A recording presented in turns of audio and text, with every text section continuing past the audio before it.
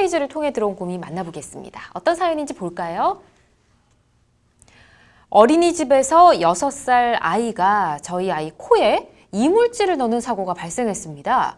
아이는 저와 병원에서 이물질을 제거했으나 제거하면서 출혈과 아이의 강한 거부로 힘들었고 추후 일어날 수 있는 병명을 듣고 약을 받았습니다.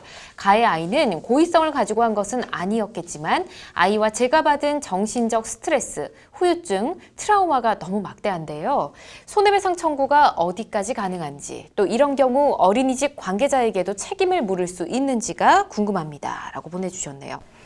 아이들끼리 놀다가 뭐 조금 좀 다치거나 긁히거나 이럴 수는 있지만 이 사안이 굉장히 큽니다. 웃고 넘길 수 없는 사건인데요. 수술까지는 아니지만 굉장히 치료 과정이 어렵고 힘들었던 것 같아요. 이럴 때 피해 아동 측에 뭐 손해배상 어느 정도 요청을 할 수 있는지 아니면 어린이집에도 요청을 해볼 수 있는지 어떻습니까, 박 변호사님? 네, 결론부터 말씀을 드리면 그 아이의 부모님 가해 아이의 부모님. 부모님과 그다음에 어린이집을 상대로 해서 손해배상 청구 소송을 하실 수 있어요. 양측 모두요? 네. 다만 거기서 행위의 어떠한 경우에서 그렇게 됐는지에 따라서 과실 비율이 좀 조정이 될 거예요. 그러니까 민법상으로는 아이의 행위로 인해서 상대방 다른 아이의 뭐 손해를 입게 한 경우에는 그 법정 대리인 부모님이 그 책임이 있기 때문에 물론 부모님이 여기에서 아이의 관리에 대해서 그런 전혀 관리 의무를 소홀히지 않고 나는 잘했다라고 입증이 되면 책임을 면하겠지만 대부분 실무적인 부분에 있어서는 그 책임은 인정이 됩니다. 그리고 어린이집 경우에는 아이들이 그런 사고가 일어나지 않도록 그 선생님이 안전하게 관리하고 애들을 잘 보호해야 할 의무가 있기 때문에 그런 측면에서 청구를 가능한데 당시 상황이 어떤 상황인가에 따라서 뭐 어린이집의 그 책임의 비율이 좀 정해질 것 같아요. 그렇군요. 코에 뭔가 이물질을 넣는 사고가 발생하는 경우는 그렇게 많지는 않기 때문에 이건 말씀해 주신 대로 어떻게 해서 이런 사고가 났는지 그 상황을 많이 따져봐야 될 것 같긴 합니다. 만약에 어린이집 교사의 업무상 과실이 확인이 된다면 업무상 과실치상으로 그 교사를 고소하는 것도 가능할까요? 네네. 그 업무상 과실치상죄는 이제 업무상 과실로 인하여 사람을 사상에 이르게 한 때 성립을 하는 범죄인데요.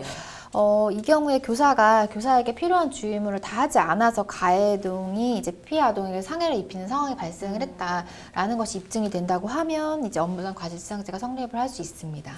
그렇겠군요. 알겠습니다. 그리고 과한 장난을 한 가해 아동에 대해서 이게 어린이집 같은 경우는 이제 옮겨달라 뭐 이런 요청을 할 수 있지 않을까 싶은데요. 어떻습니까? 법적으로 먼저 조치에 대해서 말씀을 드리면 뭐 이런 경우에는 뭐 접근금지 가처분이나 이런 부분이 있을 수는 있겠는데 이건 이제 법적으로 가는 거고 어린이집에 뭐 다른 쪽으로 이제 전학을 요청을 뭐 할 수는 있겠죠.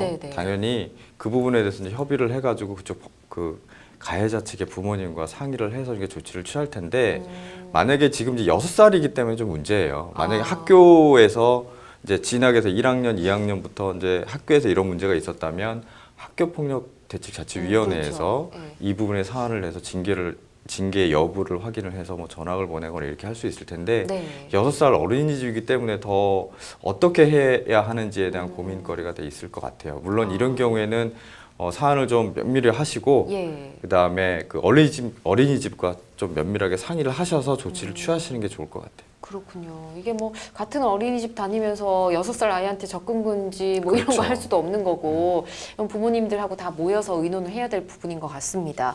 그리고 지금 코에 이물질이 들어가서 문제가 생긴 건데 뭐 코뼈가 부러지진 않았겠지만 뭐 코 뭔가 피부에 뭐 약간의 뭐 손상이 온다든지 이러면 나중에 변형이 생길 수도 있지 않습니까? 그러면 향후에 좀 다 크고 나서 뭐 수술 비용이 들 수도 있고 관리도 해야 될 수도 있고 이런데요. 이런 비용까지 다 청구가 될까요? 네, 그러니까 말씀하신 대로 일단 이미 치료를 해서 발생한 뭐 치료비 등에 대한 것들은 이제 청구를 하실 수가 있고요. 더불어 향후 예측되는 향후 치료비에 대해서도 이제 입증 자료를 갖춘다면 청구를 할 수 있고요.